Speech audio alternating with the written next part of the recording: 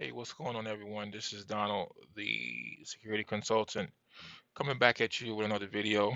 Um, this one will be pretty quick, but it was something that was on my heart. And before I get started, hopefully you are liking the videos that I've already posted. And I'm also hoping that you will check out my blog on WordPress and also my podcast on Anchor FM.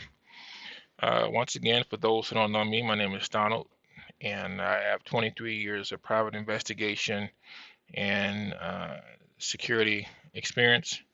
I've also spent several years working for the Illinois and Indiana Department of Corrections, and I've also have spent years working in executive protection, training with the Federal Protective Services Police in Chicago, and multiple other trainings and certifications in the field of private security and investigations. Several years ago, I decided to open up. It was formerly called the PSM Protection Group, as you see from our shirt. I always keep this shirt as a reminder of an adventure that I decided to start. But last year, I decided to change it to really fit my mission, which is Diplomatic Security Services Group, because as I've said in a recent podcast, is that I want to move away from guard services. As we know, security guard services are just, they've gotten away from the core values of integrity and, ethics. There's no oversight. You have so many security guard companies that are just popping up during this pandemic, and it's really, really sad. And that is something that, once again, one of the reasons why I do these videos and podcasts is because I really want to show the other side of security, and also to just bring ethics and integrity, and also to leave tidbits and obviously security related questions or tips or just advice to help you or your family and your business, just to have a little bit more knowledge uh, as we live in this, COVID-19 environment. This video today is really about the mass shootings that we've been having in Chicago. There was a mass shooting at a funeral last week on the south side, the Gresham area, 79th and Carpenter. And as I stated before, we have to take a look at ourselves. A lot of us, we are, there's this big push for defund the police. I've said it in one of my first videos that I've done. There's this big mass thing to defund the police. Uh, but once again, when you defund the police or whatever your thought process on that, what are you going to do? What are you going to do about your own safety? Now, I'm not sitting there saying that the police are the problem to everything, because I'm a firm believer that security starts with you. But at the end of the day, defunding the police or whatever uh, the quote unquote topic of the day is, one of the things I want to remind people is that police response times are already high.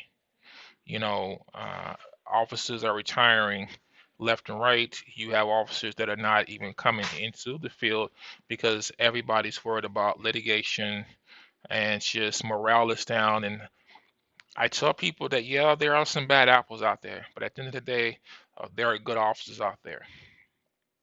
One of my core beliefs is that once again, if we take back our neighborhoods, if we take back our communities, if we bring back neighborhood watch, if we bring back not being afraid to call the police. One of the things I learned when I was in college, I had a criminal professor who told me, is that when you leave a name, you get a better response. And I've noticed that from my years of working in the field and working alongside law enforcement. When you leave a anonymous, unfortunately, you're not considered a priority call.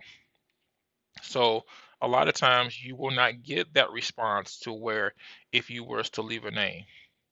We really have to move away from this snitches get stitches and this, that, and the other, because I tell people all the time, what if that was your child? What if that was your son, your daughter, your mother, your father? I've seen the videos of that mass shooting, and even as a security professional, it really shook me to my core that, and I'm going to focus on African Americans, you can't even go to a funeral to pay your respects without fear of being shot or shot at a funeral. Now, there was some stories out there that an activist, some community and neighborhood activists put it out there that they had told Chicago police about, a possible shooting. Once again, there's no verification to that. But once again, if we take our own security seriously, security should not be an afterthought when we get around to it or when we feel like it or get around to it. For those who own a business, such as myself, but you know, to where I provide security services or security, consults, I still take my own security seriously. Now, for those that own retail and those that own any other stores, you have to take your security seriously. When is the last time you did a security assessment? For those who are once again thinking about personal security, once again, you have to take your security seriously. And those who cannot afford personal security, you still have to take your security seriously. And it starts with you and how you define, your own personal security with how you live, you know. So once again, one of my pet peeves and one of the things I tell my clients is that security starts with you. And as we deal with the uptick in crime in Chicago, which is spread to the River North area, carjackings are up. River North, downtown, there's been multiple shootings downtown. That was unheard of. Now it is just escalating everywhere. Once again, security starts with you. We cannot always depend on the police to show up because I tell people all the time that by the time the police get there, usually it's too late. Usually they're either picking up after the situation or the offenders are long gone. My sincere prayers to the victims of that mass shooting on 79th Street. It has, as a security professional, that's really bothered my core. It has really made me dwell, more into offering training, offering security consults, doing everything that I can to put out the 23 years of experience that I have to make my clients safer, to provide excellent service. But most importantly, it's about giving back. Everything is not about money. You want to give back. And I feel like the knowledge that I have been given, it's an opportunity for me to give back.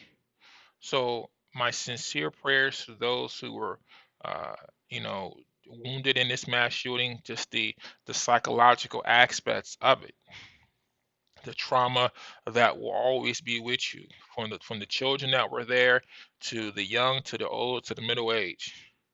But I say once again, we have to take our communities back.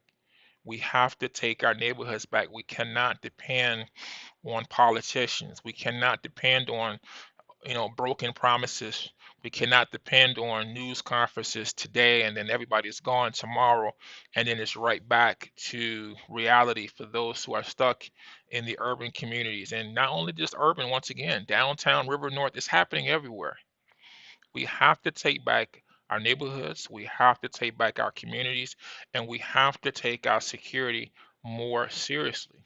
We have to get more input from our local leaders. We have to get input. We have to work with our local district, CPD, whatever you live in. Right now, focusing on Chicago, you have to have an open line of communication with your districts. So when things don't look right or people are hanging around or it just doesn't feel right, you can have that line of communication open and don't be in fear of leaving your name. If you leave a name, it's being recorded. So if the response is not there, now you can go back and say, hey, look, I've called 911 or I did this and I did that. And now you can take it all the way up Criminals love the fact that we are not taking back our communities. Criminals love the fact that a lot of us are scared to leave our names. Criminals love the fact that we're just scared.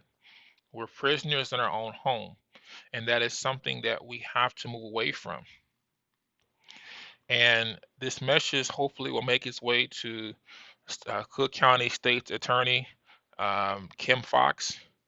I understand that you want to push bail reform, but let me tell you something. The citizens are tired of when the police do arrest those that before they can get off, before the officers themselves can get off from work, the offenders are either already back out on the street, or when they go before the judge the next day, their bonds are so low as repeat offenders, it doesn't make a difference. But yet, when you go to places like Will County, Lake County, and other counties, they don't play with, especially with repeat offenders. And so, if you give these criminals something to deter them, then they're gonna think twice before they shoot a firearm. They're gonna think twice before they could commit a criminal act. Once again, the carjacking situation. We've had a lot of young kids that have been committing carjackings. Once again, if there's no, uh, you know, if there's nothing happening, then they're going to continue to do it again. But if you set guidelines, if you set, meaningful bail or anything to deter it, then you can hopefully nip it in the bud, because before they go out and do it, they will think twice. You know what? There's repercussions. This is why I'm a strong advocate on getting the Northern District of the federal side involved. You get caught with a gun, that should be automatic federal time. We have to create meaningful reform that's going to send a message to these criminals that, you know, you get caught, there's no getting out, there's no bail, there is no $500 bail, there's no $300 bail, and then you're right back out doing the same thing. Once again, police times are already up. And once again, we have to set the tone to once again take charge of our own security. So once again, this video today is really on the emotional side as a security professional, because I'm just noticing just the security is changing. And once again, as a security professional myself, we have to take back our neighborhoods, we have to take back our streets, and we have to be more vocal. And once again, we have to create a deterrent for especially repeat offenders, so there will be, consequences for the actions. So people, grandmas, children, minors, babies who have been killed don't have to constantly live in fear, especially in Cook County, especially in Chicago, New York, wherever. So once again, let's take back our communities, let's take back our neighborhoods, but most importantly, let's take our security seriously. Let's do a security assessment of ourselves. If it don't look right, if it doesn't feel right, ask yourself, should I call 911? Should I, write down that license plate? Should I notify my local police department about that car that's circling around the neighborhood? Should I call my local alderman about people that are just hanging on the block? Should I notify my elected official about that abandoned building that hasn't been boarded up in 3 or 4 years? Little steps like that can cause you to take back your neighborhood and increase the security and your home values in our communities. Once again, this is Donald, the security consultant, and I look forward to talking with you again soon. Once again, I hope that you like my videos.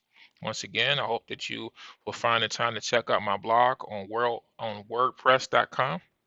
And also, hopefully, you will check out my podcast on AcreFM.com.